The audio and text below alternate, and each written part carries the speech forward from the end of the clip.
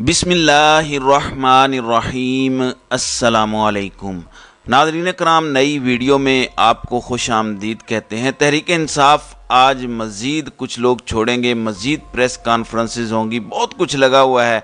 लेकिन आज मैं इससे हटकर कुछ खबरें आपके सामने लाया हूं। और ख़बर क्या है, आज BBC उर्दू पर मोहम्मद हनीफ रामे ने एक मज़मून लिखा और उस मज़मून के अंदर उन्होंने मिसाल दी MQM की कि MQM को 1992 में कैसे तोड़ने की कोशिश की गई, लेकिन MQM नहीं टूटी। उसके बाद उन्होंने कहा कि तहरीक इंसाफ के दोस्तों को एक मशवरा है। उन्होंने कहा कि अगर आपकी जमात को बनने में 25 साल लगे हैं तो कम से कम टूटने में भी इतने ही साल लगेंगे। तो इतनी जल्दी ये सब नहीं होता। पाकिस्तान के अंदर ये तजर्बात पहले भी होते आए हैं, ऐसी चीज़ें होती आई हैं, लेकिन ऐसा नहीं है कि हर तजर्बा पाकिस्तान में कामयाब हो। और हमने माजी करीब में भी देखा कि तजर्बाकारों ने कई तजर्बात किए जो कामयाब नहीं हुए। अब चूँकि पाकिस्तान के अंदर इमरान खान जैसे ही खिताब करने लगते हैं तो उनका इंटरनेट बंद कर दिया जाता है, मीडिया से खिताब करना चाहते हैं तो वो भी नहीं होने देते। इमरान खान फिर इंटरनेशनल मीडिया से तो बात करेंगे, और जो बात यहाँ पर नहीं हो सकती इंटरनेशनल मीडिया पर तो हो सकती है। और इंटरनेशनल मीडिया के जो लोग हैं, मसलन सिकंदर किरमानी, उन्होंने खुद बताया कि उन्होंने उन सियासतदानों से जो पाकिस्तान तहरीक इंसाफ छोड़ के जा रहे हैं, उनसे ये पूछा कि आप ये बताएं कि क्या हुआ है, आपको कैसे जाना पड़ रहा है। उन्होंने सवाल पूछा कि आप क्यों PTI छोड़कर जा रहे हैं, तो सब ने कहा कि हमें ज़बरदस्ती ये सब कुछ करने पर मजबूर किया जा रहा है, हमसे ये सब कुछ करवाया जा रहा है, भारी बूट और लंबी बंदूक सर पर है। दूसरी जानिब इमरान खान फ्रांस 24 को उन्होंने एक इंटरव्यू दिया। रात को अपनी तकरीर के बाद इमरान खान ने इंटरनेशनल मीडिया से भी गुफ्तगू की। उन्होंने वाज़ेह अंदाज में बताया कि ये सब कुछ क्यों किया जा रहा है। ये सब कुछ इसलिए किया जा रहा है कि वो जानते हैं कि मैं जेल में भी रहा तो मेरी पार्टी इलेक्शंस जीत जाएगी।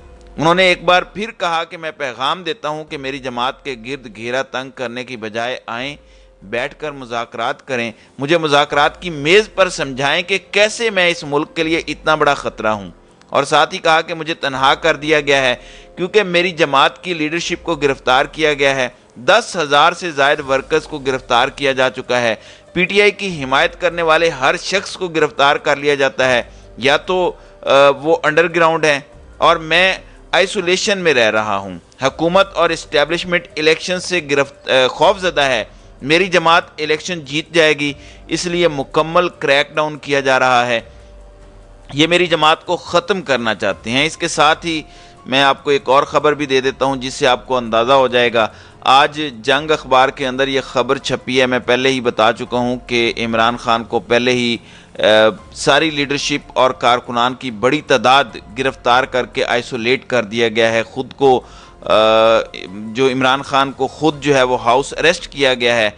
आज अली रामे जो 24 न्यूज़ के हैं, एक एंकर हैं जो मोहसिन नकवी का चैनल है और CM की बीट भी करते हैं, उन्होंने ये ख़बर शेयर की है अखबार जंग की कि हुकूमत को इमरान खान को हिरासत में लेने और ज़मान पार्क को सब जेल करार देने की तजवीज़ दी है। यानी अब प्लान ये है कि इमरान खान को ऑफिशियली कस्टडी में ले लिया जाए और उनके घर को सब जेल करार दे दिया जाए और वहाँ पर इंटरनेट और बाकी तमाम फैसिलिटीज़ कट ऑफ कर दी जाएं। इमरान खान से किसी को मुलाकात का मौका ना दिया जाए, या अभी जो वो वीडियो पैगामात दे रहे हैं, खिताब जिस तरीके से भी वो कर रहे हैं, उस सिलसिले को भी रोक दिया जाए। चलें ये भी करके देख लें, जैसे आपने पिछले 13 महीनों में बहुत से तजर्बे करके देख लिए हैं, ये एक और तजर्बा सही।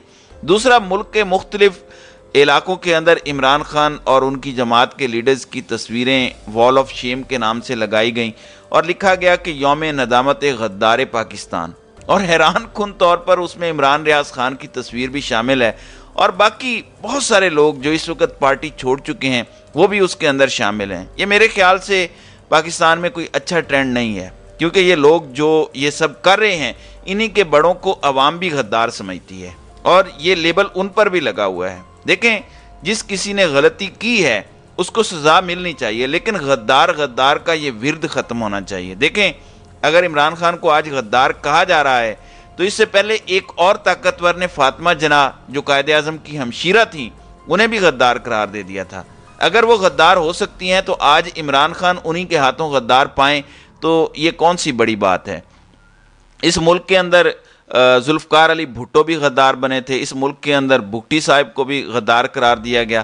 تو ہمارے سویلین رہنماؤں کو عموماً ان خوبصورت القاب سے نوازا جاتا ہے۔ اس وقت تحریک انصاف کمانداروں کے نشانے پر ہے اور تیر برسائے جا رہے ہیں۔ اب دیکھنا یہ ہے کہ کہاں تک نشتر برسائے جا سکتے ہیں۔ وہ شعر ہے نا کہ ادھر آ ستمگر ہنر آزمائیں، تو تیر آزما ہم جگر آزمائیں۔ تو تیر اور جگر کا اس وقت مقابلہ ہے۔ کچھ لوگ اس پر جشن منا رہے ہیں۔ کل مریم بی بی اس پر کہہ رہی تھی کہ لیڈر جب بھاگ جائے تو کارکن کیوں کر کھڑے رہیں۔ یہ بالکل ان کے اپنے والد پر بات صادق آتی ہے۔ نواز شریف 4 سال سے دوائی لینے گیا ہے، ایک بھگوڑا شخص جو پاکستان کی عدالتوں میں سرٹیفائیڈ مجرم ہے، مفرور ہے، مگر وہ واپس نہیں آیا۔ وہ لندن میں بیٹھا مریم بی بی کی باتوں پر ہنس رہا ہوگا کہ میری بیٹی جا کر وہاں پہ کس طرح کی گفتگو کر رہی ہے۔ اب پی ڈی ایم کے سربراہ فضل الرحمان اس چیز کا جشن منانے کے لیے کہ پاکستان تحریک انصاف کو توڑا جا رہا ہے، وہ لندن روانہ ہو گئے ہیں، اور بہت ساری خبریں ہیں کہ وہ وہاں پر جا کے آئندہ الیکشن کے حوالے سے جو بندر بانٹ کرنی ہے وہ بندر بانٹ کیسے کی جائے، اپنا پیٹ بھی تو بھرنا ہے، اس لیے اس پر بات کرنے گئے ہیں۔ دوسری جانب آج غیر متوقع طور پر جو جوڈیشل کمیشن بنایا گیا تھا 3 رکنی، وہ سپریم کورٹ پہنچا، انہوں نے سماعت شروع کی۔ سماعت کرنے کے بعد وہ اپنی طرف سے قائل کرنے کی کوشش کرتے رہے۔ آج کی سماعت کا دلچسپ پہلو کیا تھا؟ آج کا دلچسپ پہلو یہ تھا کہ قاضی فائز عیسیٰ اس جوڈیشل کمیشن کے سربراہ یہ کہہ رہے تھے، ایک گواہ موجود تھے جنہیں روسٹرم پر بلایا گیا، انہوں نے پوچھا کہ آپ کا کیا نام ہے؟ اس پر انہوں نے کہا کہ میرا نام قیوم صدیقی ہے۔ انہوں نے پوچھا کہ آپ کی کس سے بات ہوئی؟ حالانکہ جسٹس قاضی فائز عیسیٰ سے یہ پوچھا جانا چاہیے کہ یہ وہی قیوم صدیقی نہیں ہیں جن کو آپ نے بطور جج ہوتے ہوئے ایک انٹرویو دیا تھا، لمبا چوڑا وہ انٹرویو چلا بھی تھا۔ تو یہ انفارمیشن کا دور ہے۔ پھر یہ پوچھا گیا، کیونکہ سوال تو یہ ہے کہ یہ آڈیوز کہاں سے آئی ہیں، تو اٹارنی جنرل نے عدالت کو بتایا کہ ممکنہ طور پر کسی ٹویٹر اکاؤنٹ سے آئی ہیں۔ پھر اس پر انہوں نے پوچھا کہ یہ ٹویٹر کیا ہوتا ہے، یہ ٹویٹر ہینڈل کیا ہوتا ہے، تو پھر انہوں نے اس کی وضاحت کی۔ اس کے بعد قاضی فائز عیسیٰ نے اٹارنی جنرل سے شکوہ کیا۔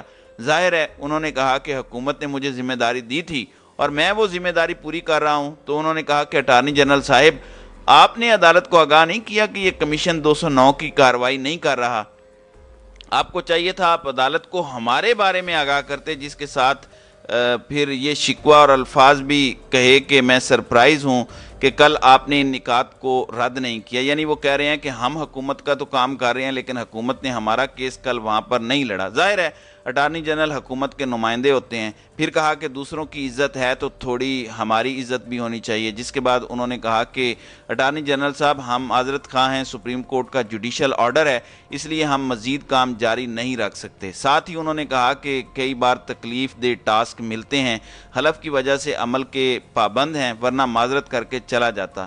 ناظرین اکرام، میں تو پہلے دن سے کہہ رہا ہوں کہ جسٹس قاضی فائز عیسیٰ صاحب کو اس کمیشن کی سربراہی نہیں لینی چاہیے تھی، ان کو چاہیے تھا کہ پہلے دن ہی معذرت کرتے اور چلے جاتے تو یوں متنازع نہ ہوتے۔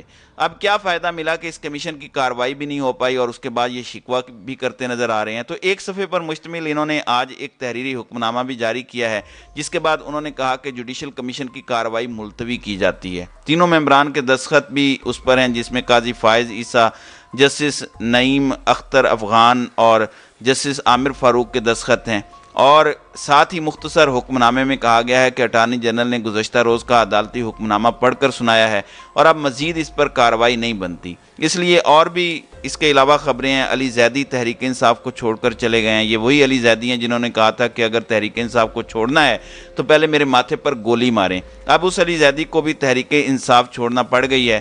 کیوں چھڑوائی گئی ہے، کس نے چھڑوائی ہے، ہم سب کو اس کا پتہ ہے کہ بوٹ اور ڈنڈا سر پر ہو تو سب کچھ کروا لیا جاتا ہے۔ دوسرا، پاکستان تحریک انصاف کے 10 رہنماؤں کے ڈپلومیٹک پاسپورٹ منسوخ کر دیے گئے ہیں، جن میں شاہ محمود قریشی، اسد عمر، پرویز خٹک، اعظم سواتی، علی امین گنڈا پور، فروخ حبیب، شیخ رشید، اون عباس، زرتاج گل اور علی محمد خان شامل ہیں۔ ظاہر ہے ہواؤں کا رخ ان کے خلاف ہے، تو ڈپلومیٹک پاسپورٹ تو ان کے پاس پھر نہیں ہونے چاہیے نا۔